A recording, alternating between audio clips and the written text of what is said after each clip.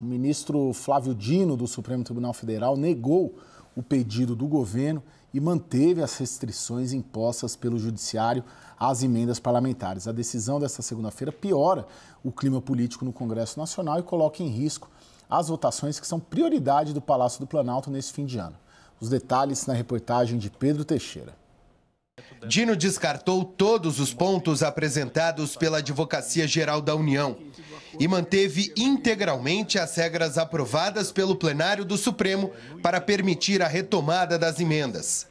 Os pontos mais sensíveis são a obrigatoriedade de identificar os legisladores responsáveis por apadrinhar cada emenda de comissão, a necessidade de apresentação de planos de trabalho para emendas PIX, além de amarras mais rígidas ao reajuste anual do valor das transferências. O governo havia pedido a revisão do despacho em jogada conjunta com a Câmara e o Senado. O objetivo era manter o que havia sido aprovado pelo Congresso e sancionado pelo Planalto no mês passado. Na liminar desta segunda-feira, Dino disse que não há motivo para reconsiderar o mérito do julgamento do Supremo e que a decisão deriva diretamente da Constituição Federal e da Lei de Responsabilidade Fiscal. A avaliação no Congresso Nacional é de que a decisão de Dino piorou um clima que já estava ruim na articulação com o Planalto. As emendas são essenciais para manter a influência política dos parlamentares nas bases. E os líderes partidários veem as restrições como uma invasão nas atribuições do Legislativo. Nesta segunda-feira, a crise levou, inclusive, ao adiamento da análise da regulamentação da reforma tributária na Comissão de Constituição e Justiça do Senado. Para tentar contornar a crise, Lula convocou uma reunião com os presidentes Arthur Lira, da Câmara, e Rodrigo Pacheco, do Senado. O Planalto tenta garantir que a decisão não interfira ainda mais na agenda legislativa deste fim de ano, que inclui, além da regulamentação da reforma tributária, a votação da Lei de Diretrizes Orçamentárias, a Lei Orçamentária Anual e ainda o pacote fiscal do governo. Cristiano, qual deve ser a reação aí do Congresso Nacional, né? A informação mais atualizada que nós tivemos, né? Mais cedo eu conversei com o líder do governo no Congresso, Randolfo Rodrigues, participou da reunião com o Lula, com o Rodrigo Pacheco, com o Arthur Lira no Palácio do Planalto, e ele disse dessa portaria, né, para liberar, acelerar o pagamento de 6 bilhões de reais. Mas não sentia ali que isso seria automático para destravar essa agenda econômica. Você acha que o Congresso vai topar essa solução que o Lula deu aí agora à noite? Essa agenda fiscal, LDO, orçamento, reforma tributária será destravada? Bom, Caio, a gente já viu uma primeira reação, né? Que foi hoje, havia uma tentativa ali de fazer a leitura do texto da reforma tributária na Comissão de Constituição e Justiça. Isso não aconteceu por falta de quórum e vale ressaltar que os parlamentares poderiam até fazer o registro de presença à distância, né? Então, claramente, foi um boicote, inclusive da base do governo também, em relação a essa reunião de hoje. Mas uma nova reunião, Caio, já foi convocada, né, da Comissão de Constituição e Justiça para analisar a reforma tributária amanhã, ao meio-dia. Isso mostra que o fato do presidente da República ter observado esse problema a partir da decisão do ministro Flávio Dino e chamado os presidentes da Câmara e do Senado para conversar numa tentativa de uma solução, isso mostra que, aparentemente, o Congresso vai receber bem.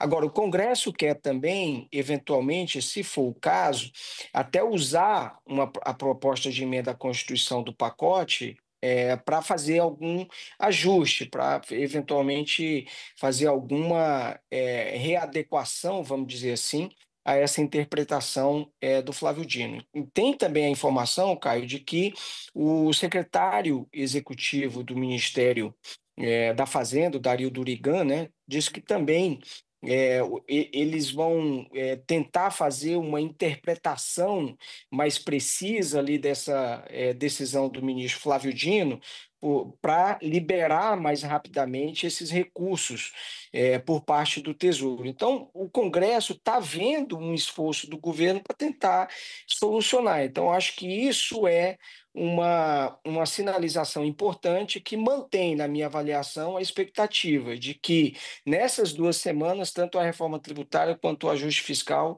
seja concluído pelo Congresso Nacional. Daniel, sua percepção da agenda?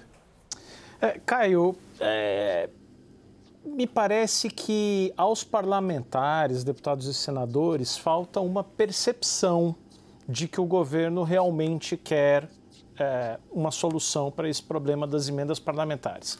Que as emendas parlamentares têm se mostrado horrorosas, inviabilizadoras de políticas públicas mais transversais e que fazem lógica, que têm comido uma parte cada vez mais grande do orçamento discricionário do governo. Isso todo mundo sabe, a decisão pode até ter ido no caminho correto no primeiro momento, mas Flávio Dino foi acrescentando outros pontos na sua decisão mais recente. Aí o Congresso, obviamente, fica nervoso com essa situação. Eu me refiro a uma percepção de que o governo não está lá muito engajado, porque a primeira reação do ministro da Advocacia Geral da União, quando saiu a decisão do Flávio Dino, foi: a decisão é apropriada. Aí o Congresso chiou, a AGU recorreu, mas sem muita expectativa de que houvesse uma mudança, porque são os mesmos julgadores. Então, é pouco provável que você tenha uma mudança de entendimento. No final das contas, sobra uma situação em que o próprio executivo acaba não dando garantia muito sólida para os seus ministérios para executar as emendas parlamentares. Porque imagina o seguinte, imagina o técnico do Ministério das Cidades, do Ministério da Integração, do Ministério da Saúde, que vê essa confusão toda jurídica, essa brigalhada, e fala o seguinte: agora eu preciso executar aqui uma emenda e transferir o dinheiro efetivamente. Se você fosse o técnico do Ministério da Saúde, digamos, você executaria ou não diante dessa confusão? A minha tendência seria dizer que não, eu não vou botar meu CPF ali, porque inclusive depois o TCU vem e me ferra a vida por vários anos. Então essa dificuldade me parece que não vai ser solucionada com uma portaria da AGU. E é isso que o governo não consegue reverter o clima. E aí, Thaís? O apagão das canetas, ele é um fenômeno que acontece toda vez que a incerteza e a insegurança dominam, né, o debate. Já aconteceu isso outras vezes, exatamente nesse contexto, para assumir responsabilidade sobre a alocação de recursos. Esse é um clássico de crises de insegurança ou de confiança na condução da política econômica, Caio. Hoje foi, assim, sintomático. Na hora que saiu a decisão do Flávio Dino, o dólar, que estava em queda, começou a perder força da queda. Ele só não subiu muito, ele acabou batendo um novo recorde para R$ 6,08. Não subiu muito mais porque lá fora o dia foi super positivo, com o anúncio de medidas da China, enfim, o dólar caiu frente às outras moedas, e aí o Brasil, que já se descolou muito, que tem uma desvalorização altíssima de 25% no ano, que é um fator, assim, para país que está em crise aguda, que não é o caso do Brasil. Então, a percepção qual é? A percepção é: piora o clima para a votação. Não é só o prazo da votação, mas é o clima para o debate do mérito das questões, né? Então, tem o pacote de corte de gastos, e aí já tem gente fazendo conta porque ele será desidratado.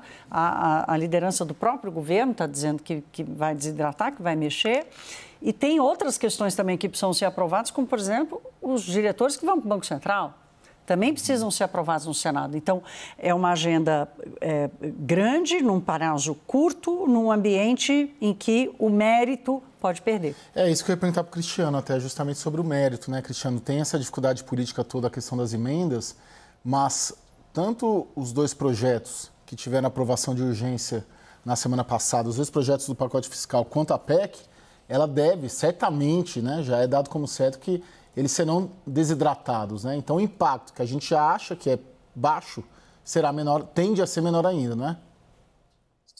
Eu tendo a achar, Caio, que essa desidratação pode acontecer, mas ela não será tão acentuada. Existem dois pontos que estão sendo, vamos dizer assim, objeto de mais pressão por parte da base do governo, né? Uma é a questão do reajuste salário mínimo, apesar da pressão, eu acho que esse ponto não vai ser modificado, e o outro é a questão do BPC. Então, talvez haja algum ajuste ali, mas eu não acho que a gente vai ter necessariamente uma grande desidratação, o pacote perdendo, por exemplo, 30%, 40% de economia. Desidratação pode ser. Agora, do outro lado também, a gente vê um movimento, inclusive da oposição, tentando até incluir medidas mais duras também de ajuste. Então, vamos ver também se eventualmente ceder de um lado, né, porque quer essa parte mais à esquerda do PT, faz concessão para eles, mas também acaba cedendo para essa parte da oposição e colocando medidas mais restritivas até da questão do gasto, então pode no saldo ser bom essa troca aí, essa conjunção esse acordo, né? Mas eu realmente, cara, não vejo uma grande desidratação, tá? Existem pontos que vão ser ajustados, mas eu não vejo que isso vai ter um impacto muito significativo ali de ajuste do Congresso. Daniel? Caio, um ponto é que a gente tem falado bastante de emendas, que é dinheiro, né, dinheiro do orçamento para os parlamentares apontarem ali suas prioridades, para os seus currais eleitorais, mas tem um outro ponto importante, que é a distribuição de cargos. Seja mediante uma reforma ministerial, que é alguma coisa que deve vir no ano que vem, no início do ano que vem, passadas as eleições para o comando da Câmara e do Senado, mas esse processo já começa timidamente. Começa por onde? Começa pela ocupação das agências reguladoras. A gente trouxe isso mais cedo. Tem 18 cargos abertos atualmente nas agências reguladoras, ou vagas que não estão ocupadas ou mandatos que estão vencendo até fevereiro. E o presidente deve definir ainda nessa semana o envio de um pacotão de indicações, e ali, obviamente, a gente tem sempre ali, são nomes que estão sendo indicados para o Senado precisa aprovar esses nomes, sabatinar e aprovar, são nomes com algum lastro técnico, maior ou menor, mas tem lastro técnico, mas a característica desse pacotaço aí de indicações é que são partidos da base aliada que estão indicando esses nomes. PSD, MDB, republicanos, que oficialmente está fora da base, mas tem um ministro de Portos e Aeroportos. Então, esse pacote vem muito na tentativa de amarrar um pouco melhor a articulação com esses partidos da base. Ô, Cristiano, eu só fico sempre me questionando nessa questão das emendas, se ao fim e ao cabo o que está sendo restabelecido não é aquele formato de relacionamento do executivo e do legislativo, de barganha mesmo, de tomar lá da cá, de você, juntando o que o Daniel está colocando, né, de ter uma distribuição de cargos ampla agora, justamente para aprovar a destravar a agenda econômica. Com a próprio gesto do Lula. O Lula pegou a decisão de hoje do Flávio Dino, colocou embaixo do braço, chamou os dois, o Arthur Lira e o Rodrigo Pacheco, falou, poxa, eu dou emenda para vocês, acelera o pagamento de emenda se vocês destravarem a agenda. Não acaba também, talvez, uma tentativa moralizante, né, bem intencionada, espero, do ministro Flávio Dino de moralizar a questão das emendas, acaba trazendo um toma lá da cá que vigorou na República Brasileira, pelo menos até 2015, né, até a aprovação da PEC do orçamento impositivo, não? Isso sem dúvida, cara, como o Supremo fez vamos dizer assim, um freio de arrumação no pagamento dessas emendas, né? Agora o Congresso gostou, obviamente, de controlar o orçamento, viu, inclusive, o impacto que isso teve nas eleições municipais aí, muitas dos prefeitos que receberam essas emendas foram reeleitos, o percentual de reeleição elevadíssimo nessas cidades, né, em comparação com as cidades que não receberam essas emendas, então tem um poder político muito forte. Então, é o retorno, sim, disso a partir de uma medida restritiva imposta pelo Supremo Tribunal Federal. Eventualmente, Caio, isso pode, talvez não haja tempo, vamos dizer assim, do Congresso pensar um pouco mais de como fazer um ajuste na decisão pela via legislativa, eventualmente, mas esses embates e a tentativa de controlar a questão orçamentária, isso pode voltar na agenda no ano que vem. Vale dizer que, como eu falei antes, né, isso já há uma discussão sobre o que se pode incluir, inclusive nesse pacote aí, alguma coisa sobre as emendas parlamentares, mas se não houver espaço nesse ano, muito provavelmente esse debate vai continuar e vai voltar no ano que vem, Caio. Ô Thaís, essa semana tem Copom, essa incerteza política toda impacta uma decisão do Copom ou não? O que impacta mesmo é a incerteza fiscal, mas não a política. Não diretamente, Caio. Indiretamente significa o seguinte, o quanto que a incerteza fiscal e a incerteza política sobre o fiscal afeta as expectativas dos agentes econômicos para o comportamento da inflação no médio prazo, né? Já está afetando muito. Hoje saiu o boletim Focus, aquele que vem com as previsões dos indicadores financeiros, e a inflação sofreu reajuste de alta nas projeções até 2027. E a taxa de juros também, indicando que nós não vamos ter taxa de juros de um dígito por muitos anos, nem em 2027. Então, o custo desse esticar a corda na condução da política fiscal no Brasil já está dado.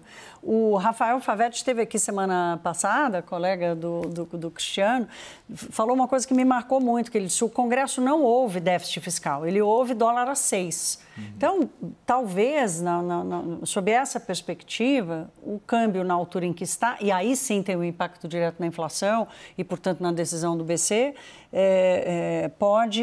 pode acabar influenciando, mas não diretamente, é mais indiretamente, o ambiente já está dado. Né? Tá bem, bom. Oi, Cristiano.